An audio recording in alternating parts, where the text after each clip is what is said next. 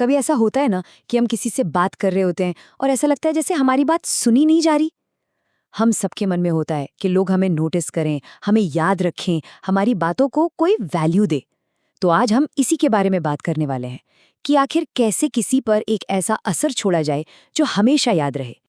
और देखिए, आज की सारी बातचीत का सार इसी एक लाइन में है। बात सिर्फ ध्यान खींचने की नहीं है, बल्कि किसी के जहन में अपनी जगह बना लेने की है। चलिए इसी आइडिया को थोड़ा और खोलकर समझते हैं। तो सबसे पहले ये समझते हैं कि ये जो अनदेखा किए जाने वाली फीलिंग है, ये आती कहाँ से है। देखिए, ये किसी की पर्सनल कमी नहीं है, बल्कि एक बहुत ही आम सोशल एक्सपीरियंस है जो हम सबने कभी ना कभी महसूस किया है। एक कड़वी सच्चाई है, लेकिन इसे मानना पड़ेगा। सिर्फ किसी बातचीत में मौजूद होना इस बात की गारंटी नहीं है कि लोग आपको याद रखेंगे। ज्यादातर बार तो हमारी बातें और हमारी मौजूदगी बस हवा में खो जाती है। जी हाँ, इस बात को फिर से दोहराना जरूरी है। हम जितने भी लोगों से मिलते जुलते हैं ना, उनमें से ज्यादातर लोग हमें भूल ही जाते हैं। ये एक नॉर्मल बात है, लेकिन अच्छी खबर ये है कि इसे बदला जा सकता है। तो सवाल ये है कि भाई, ऐसा होता क्यों है? क्या वजह है कि कुछ लोग तो दिमाग में बस जाते हैं और कुछ बिल्कुल याद नहीं रहते? इसका जवाब शायद उतना मुश्किल नहीं है जितना लगता है। और जवाब छिपा है इस साधारण होने के जाल में। हम सब अनजाने में इस जाल में फंस जाते हैं।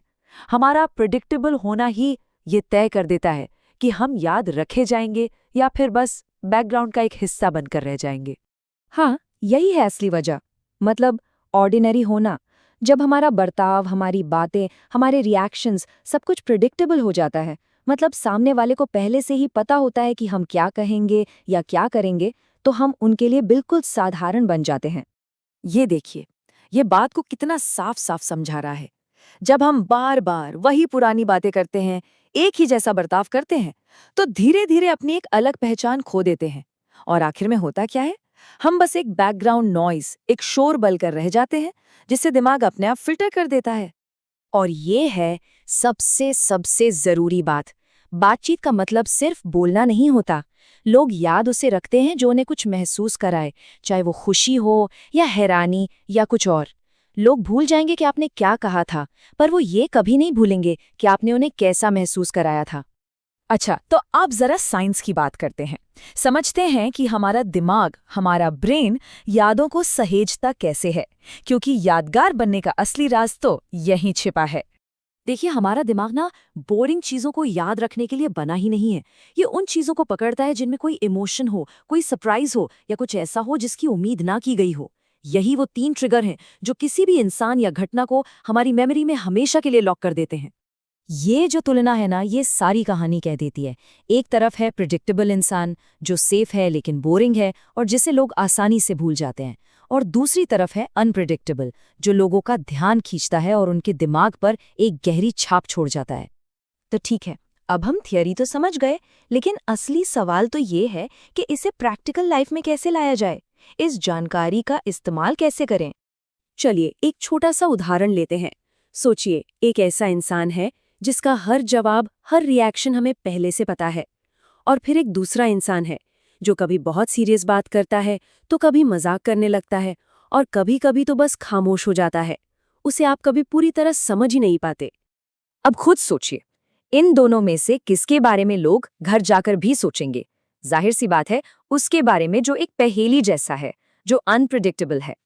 तो ये रहे वो 4 छोटे छोटे बदलाव। पहला, हर बार एक जैसा दिखना, एक जैसा बर्ताव करना छोड़ना होगा। दूसरा, अपने अंदाज में थोड़ी सी अनप्रिडिक्टेबिलिटी लाइए।